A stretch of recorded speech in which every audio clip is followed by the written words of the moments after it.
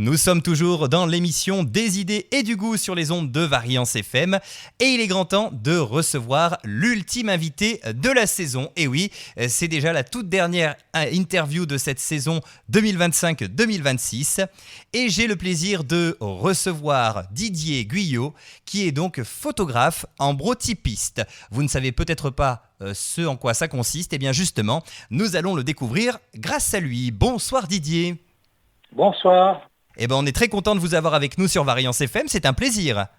Merci, c'est réciproque.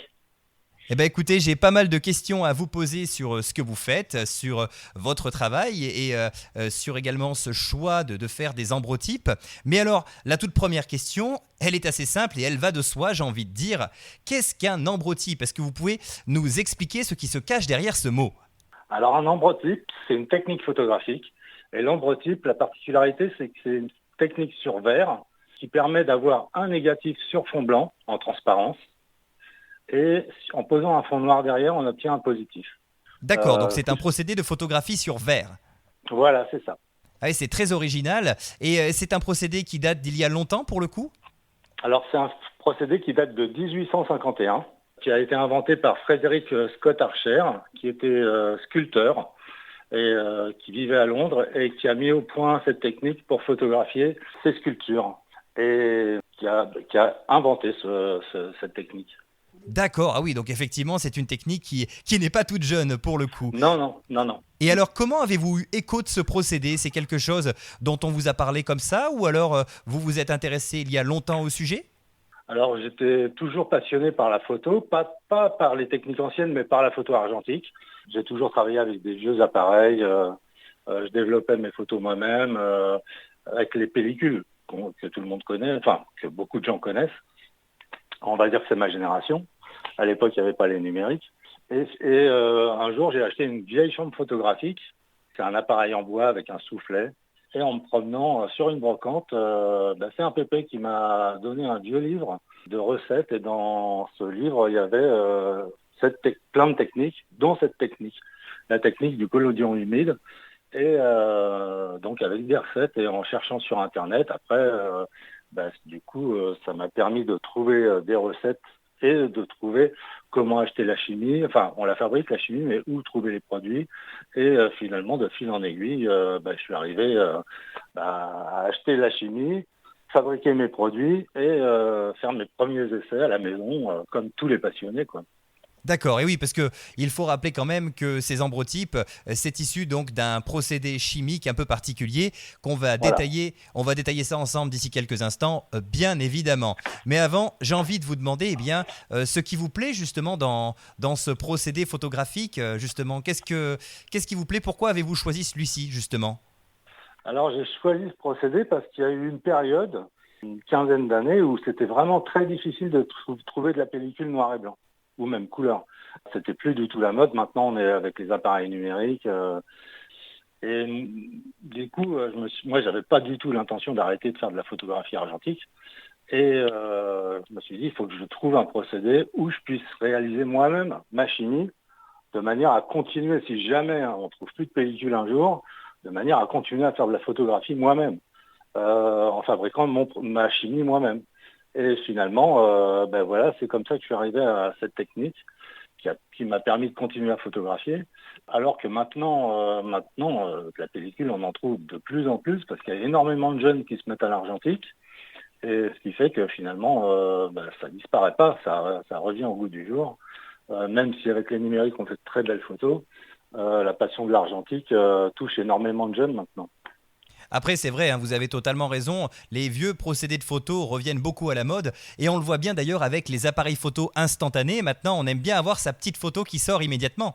Eh oui, tout à fait. Voilà, c'est ça. Finalement, on y revient, même si on n'a pas la qualité et la rapidité d'un appareil numérique, on a quand même un charme qui est là, quoi, qui est présent. Bien sûr, tout à fait. Et alors, vous le disiez également un petit peu tout à l'heure, donc ce qui est intéressant dans ce procédé, c'est qu'on a vraiment en fait un positif et un négatif, donc on n'a pas du tout le même rendu selon le fond qu'on choisit en fait. Voilà, c'est le côté un peu magique de la plaque. Quand on regarde une plaque sur verre, si vous la mettez au soleil, vous avez un négatif, par exemple, avec le temps qu'il fait, là on peut très bien la mettre au soleil. ça ne va pas être un problème. Et si vous la posez sur un fond noir, vous allez avoir le positif. Il y a ce côté magique, c'est la seule technique qui va permettre d'obtenir cet effet-là de négatif-positif. Et oui, bien sûr, tout à fait. Alors justement, est-ce que vous pouvez maintenant nous parler un petit peu du procédé qui sert à fabriquer ces photos sur verre? Donc c'est un procédé chimique au collodion. Est-ce que vous pouvez nous en parler un petit peu, nous simplifier bien sûr les choses parce que c'est très complexe. J'imagine qu'il y a pas mal de petites réactions qui se font, mais au moins pour que nos auditeurs comprennent un petit peu comment ça marche. Le collodion, c'est un produit pharmaceutique qui est encore utilisé en pharmacie et dans les hôpitaux. C'est un pansement liquide. Et dans ce collodion, dans cette base, on va rajouter du bromure et du iodure de potassium. Il y a un dosage très particulier à faire. Et une fois qu'on a rajouté le bromure et l'iodure de potassium, on va rajouter un petit peu d'alcool et éventuellement d'éther pour diluer un peu la chimie. On va couler cette chimie sur une plaque de verre. Et cette plaque de verre, on va la mettre dans un bain de nitrate d'argent. On va la laisser entre 3 minutes et demie maximum. Après ça, on va la sortir du bain de nitrate d'argent. Donc là, on la sort dans le noir parce qu'elle est photosensible. Et on la dépose dans le châssis photographique. Le châssis photographique, c'est l'élément qui permet de transporter la plaque et qui va se fixer derrière la chambre photographique pour faire l'image. Donc, une fois qu'on a inséré notre plaque dans le châssis, on va faire la photo. On enlève le bouchon de l'objectif.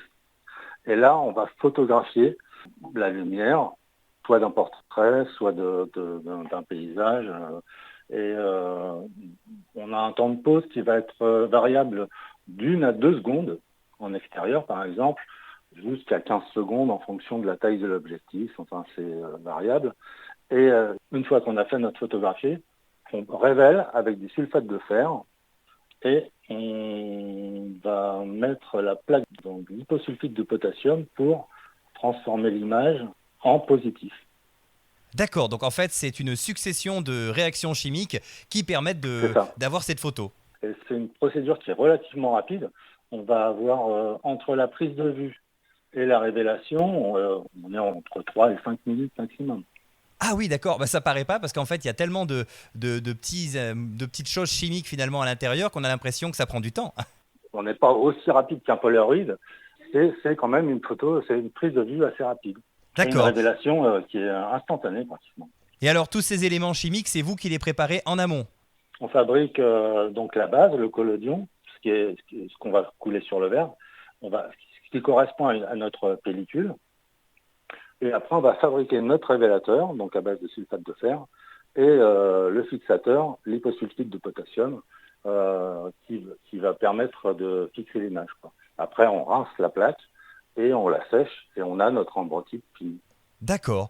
Et alors, justement, qu'est-ce que vous prenez, vous, en photo? Vous nous parliez à la fois de portraits et de paysages, mais quelle est votre spécialité? Alors moi, ma spécialité, c'est le portrait, mais c'est une technique qui va permettre de photographier n'importe quoi. La seule chose qu'on ne pourra pas photographier, c'est du mouvement. Parce qu'on est sur des temps de pause qui sont relativement longs. On va dire que même 2 secondes, si c'est rapide, on ne peut pas photographier une personne qui marche ou en 2 secondes, elle se déplace. Donc on va avoir du flou. Mais par contre, pour le portrait, c'est la technique idéale. On va se retrouver avec des temps de pause qui sont quand même relativement assez courts, sans bouger pendant quelques secondes, c'est pas un problème. Ou après, on peut photographier des paysages. On photographie tout est possible à part le mouvement. D'accord. Et est-ce qu'on arrive quand même à avoir un petit peu un effet de relief malgré tout sur ces photos? En fonction de l'épaisseur de la plaque de verre, vous allez avoir votre image sur l'avant de la plaque, donc, et votre fond noir qui est derrière. Ce qui fait que vous avez une espèce de profondeur, ce qui fait qu'en regardant bien, même sur un portrait par exemple, on a 2 mm de décalage minimum, puisque le verre maintenant a une épaisseur minimum de 2 mm. Ce qui fait que l'ombre se situe toujours 2 mm plus loin. Les parties noires sont 2 mm plus loin que le blanc de l'ambrotype qui est en avant. C'est un peu compliqué à comprendre, mais quand on voit l'image, c'est beaucoup plus... ça c'est clair, quoi. En fait, le plus parlant, c'est directement de venir vous voir, hein. Exactement. Alors, on va évidemment continuer à vous découvrir un petit peu, et notamment à découvrir toujours ces ambrotypes. Alors, est-ce qu'on peut donner de la couleur à un ambrotype? Et si tel est le cas, est-ce que vous proposez, vous, cette possibilité? Alors non. Les ambrotypes, c'est argent et noir. On peut très bien déposer à la place d'un fond noir, par exemple, on peut très bien mettre un fond de couleur très foncée, un bordeaux, un vert foncé, un bleu marine, un marron. Enfin, on peut jouer après sur la couleur du fond. À l'époque, il y en a quelques-uns qui ont colorisé des ambrotypes, à la craie grasse, je crois, ou à la dorure. Ils rajoutaient des bijoux sur les portraits. Mais non, moi, on va dire que c'est de l'ambrotype pur et dur. D'accord. Et alors, comment fait-on justement pour prendre une belle photo avec le procédé des ambrotypes? Quelles conditions faut-il remplir? Est-ce qu'il y a des conditions de lumière spécifiques dans la pièce ou d'autres choses peut-être? On va dire qu'il faut du bon matériel déjà, belle chambre photographique, des beaux objets. Les objectifs va avoir une importance énorme parce qu'il faut des objectifs assez gros de manière à avoir le plus de clarté possible. Et sinon, l'éclairage, à l'atelier, on a des lampes puissantes de manière à reproduire la lumière du jour. Ah oui, effectivement. Ouais. Donc on pourra jamais faire des photographies des ambrotypes la nuit, par exemple, c'est impossible. On a besoin vraiment du soleil. Donc il faut des lumières qui puissent rapprocher le plus possible de l'intensité lumineuse du soleil. D'accord, bah c'est important à savoir, tout à fait. Alors, parlez-nous maintenant un petit peu de ce studio dont vous disposez. Comment se présente-t-il? Est-ce que vous avez aussi peut-être des décors pour faire des mises en scène quand les personnes viennent vous voir pour des photos? Alors on a plusieurs fonds, c'est les fonds en tissu qui vont nous permettre déjà d'habiller le fond, soit pour un portrait. En studio, on va surtout réaliser des photos individuelles, des portraits, ou des photos de couple, ou des photos de naissance. Après, pour les photos de famille, on va être en extérieur. Donc la chance qu'on a, c'est que nous, on est rue du Terrail, donc juste à côté, on a la place du Terrail avec une très belle fontaine. Donc on fait les photos autour de la fontaine. Donc là, on est en extérieur. Donc là, ça va être plutôt l'ambiance de la place, quoi, qui va très bien dans le style de l'époque. Et sinon, après, dans l'atelier, on a donc nos fonds en tissu. Et les gens il y a certaines personnes qui viennent avec des vêtements, qui se changent dans la galerie. Et où nous, on a quelques chapeaux, quelques hauts, mais très simples. Il y a beaucoup de gens qui posent torse nu aussi. On n'a pas vraiment de déguisement. On a quelques petites choses, chapeaux, casquettes, petits hauts, mais c'est plutôt les gens qui vont faire leur ambiance. On les D'accord. conseille sur les couleurs. Ah, et poser torse nu en ce moment en plus, forcément c'est un peu à la mode, hein. Là, c'est vrai qu'avec le temps qu'il fait.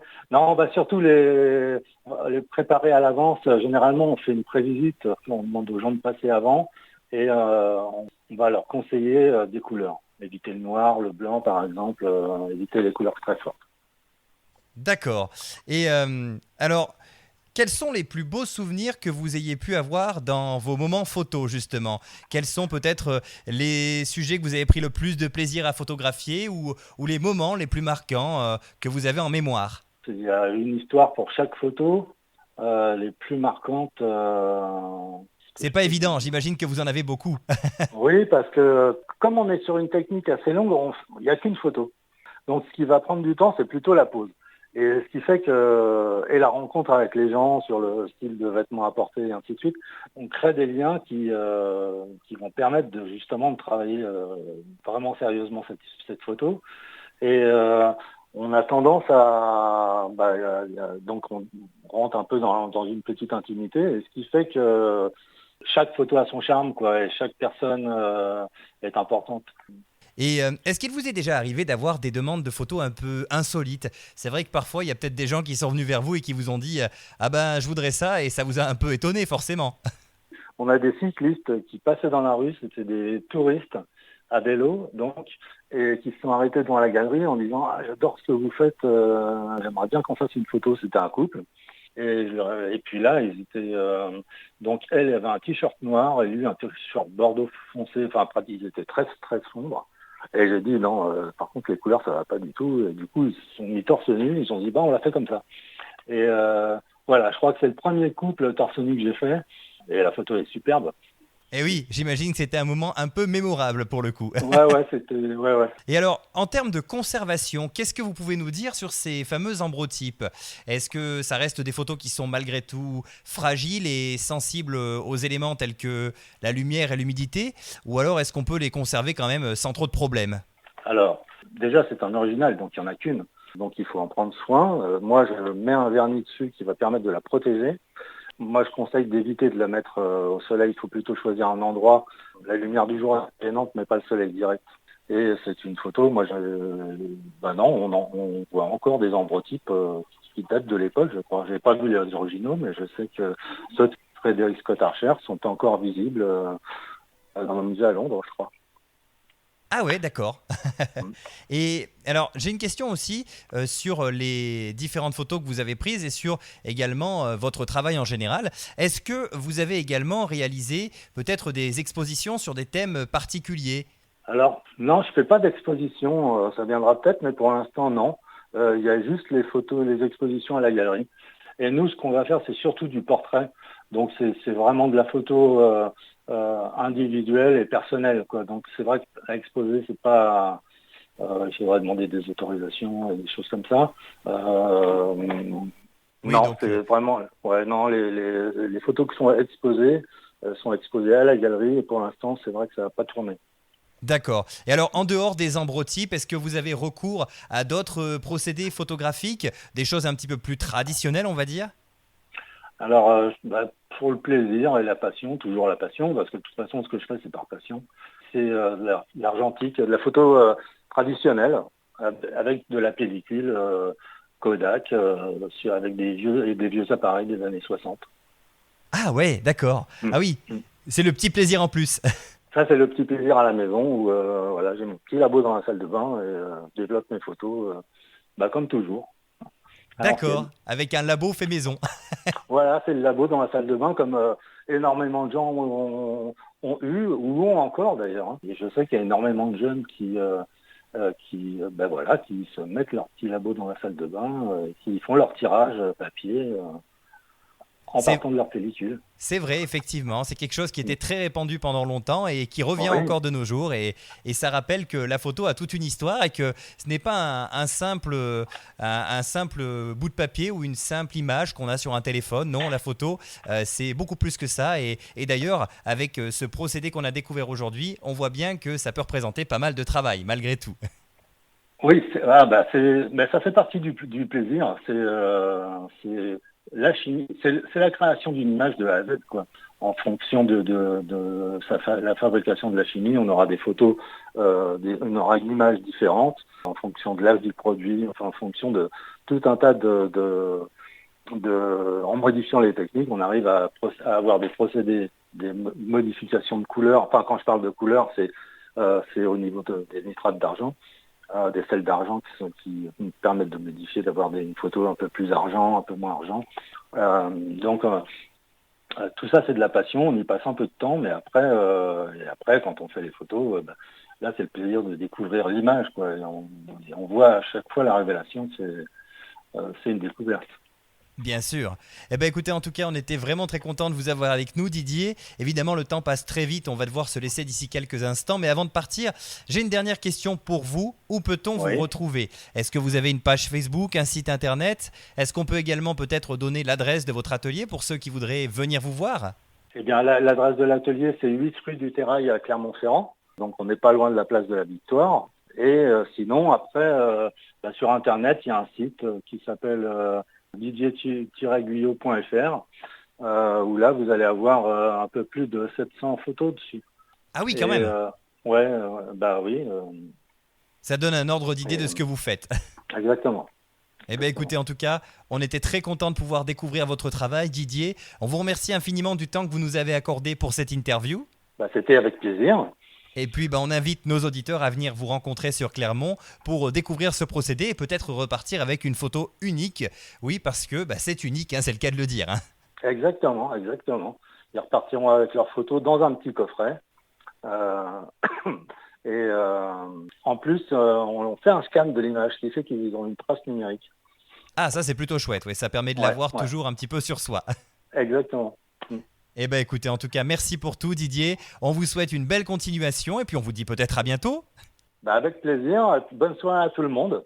Eh ben merci à vous. Merci beaucoup. Et nous, sur Variance FM, on va devoir se quitter. Merci à tous et à toutes de nous avoir suivis. Dans quelques instants, c'est la suite de vos programmes musicaux qui vous attend.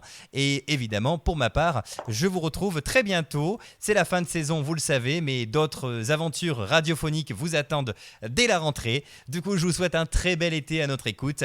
Et je vous dis à très vite sur les ondes du 103.7 FM.